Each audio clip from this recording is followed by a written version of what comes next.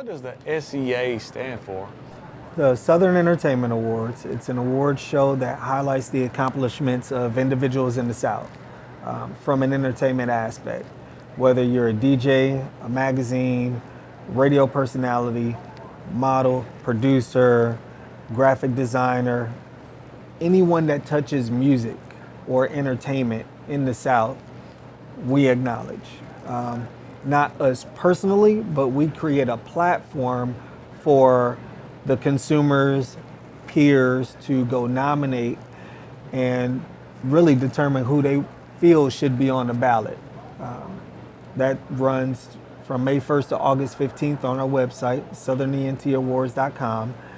And then at the end of that period, we tally up all of the nominations to create the ballot. Once the ballot is created, voting starts September 1st, ends on January 15th, and the person with the most votes wins. So it's pretty simple from that aspect.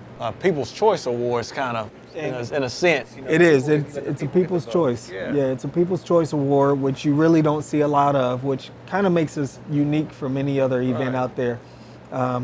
We don't, myself and my business partner, DJ Infamous, we don't just sit back and say, oh, this person should be nominated, this person should be nominated. Yeah, they did a good job because we're not really out there. The consumers are the ones buying or downloading or listening to everyone that's out there, and peers should also know who's making moves. So we really rely on a lot of that to create our ballot. Is it perfect? Probably not, because nothing is perfect. People aren't perfect. Has someone ever slipped through the cracks and someone else thought that they were better than them or that they shouldn't be nominated? Oh, I'm better than that person. You know, I got 50,000 views on YouTube. Yeah, you probably got 50,000 views, but you got 2 comments, one from you and one from your mama. So it doesn't matter. We don't go by views. We don't go by sales. We don't go by how many spins you got in your local club or anything like that. We go by what people are saying, you know. And if you didn't make a ballot or if you didn't win, then take a look back at the year that you've had. How much have you went out and actually got outside of your own city, your own state? Right.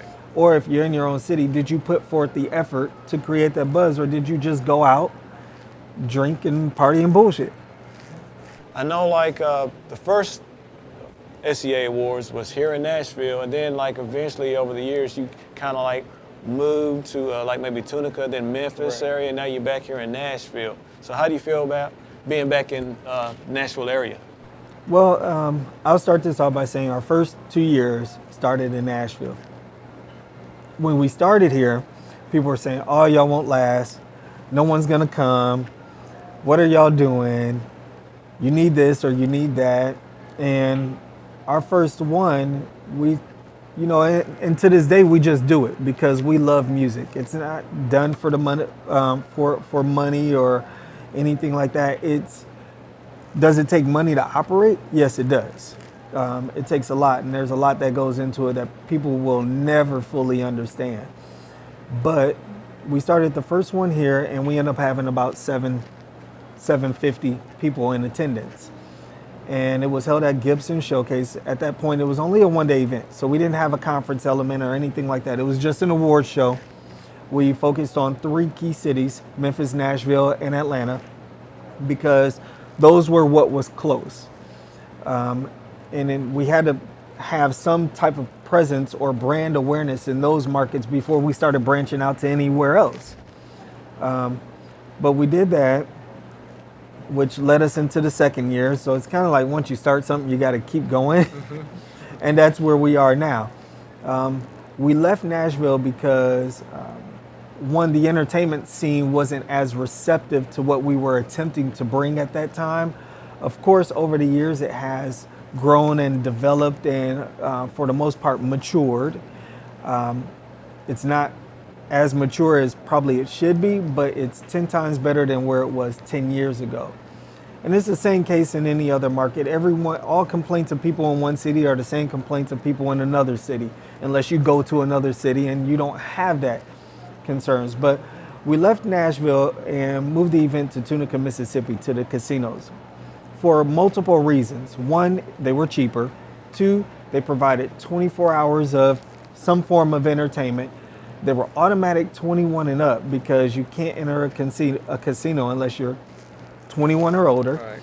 Right. Gambling, great food, great hotel accommodations, actually perfect hotel accommodations,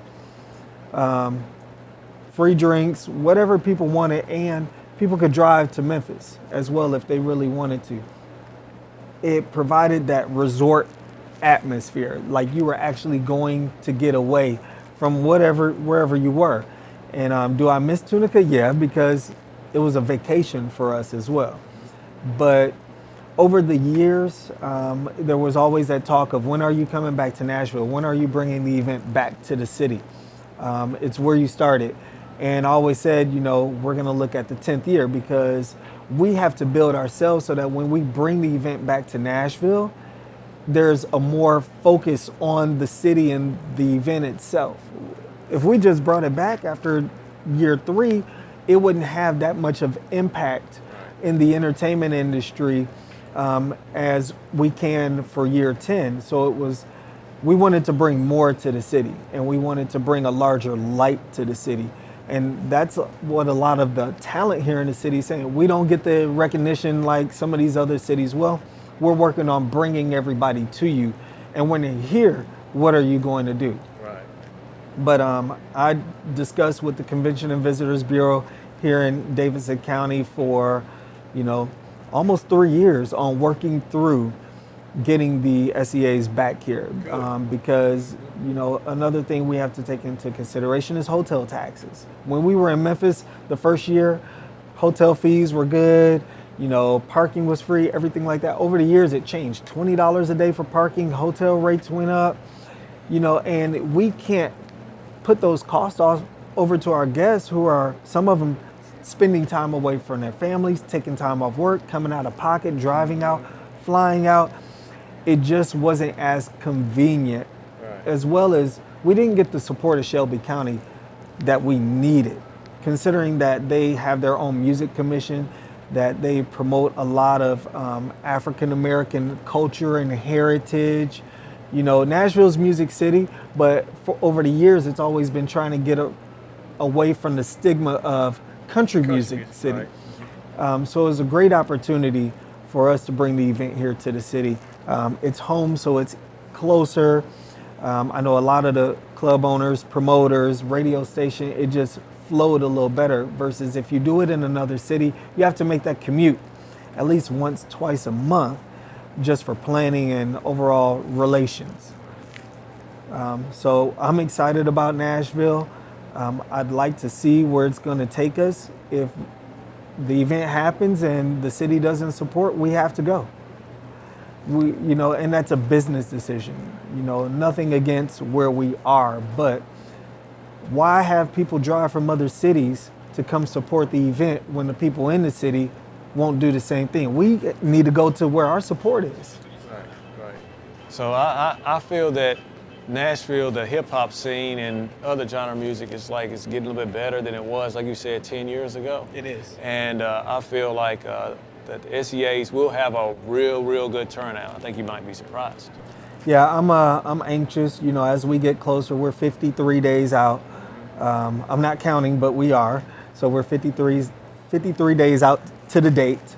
And the phone calls are picking up a little more. And, the inquiries are picking up, but the actions are still the same as, from 4 months ago. But I feel that Nashville will be there. They're going to show up and show out. I really encourage all of the talent that's coming to be prepared, with your music, with the mentality that you're coming in to advance your career and move beyond where you currently are by any of the platforms we're providing. See, like a lot of these young artists don't realize they need to come to the SEAs to network, not just only in here in Nashville. You'll have like other artists from different other parts of the country pulling in, sit there and network with them. Something big might happen. Other artists, other DJs, other producers. We're just trying to bring everybody together. All I ask is that when you move from a street selling artist to a platinum artist or a gold artist, that you never forget the SEAs. That if you win a Grammy, that Grammy sits right next to your SEA trophy. And that, you know, you always just reach back and try to help the next person out. And there's DJs that feel the same way. They'll break an artist, the artist will move forward in their career and forget all about the DJ. We just ask that we not be forgotten about. Right. Now you said earlier there's a few artists that has been in the SEAs that kind of, you know, just moved on, got major labels. Right. Can you like tell us the names of the artists that you was talking about earlier?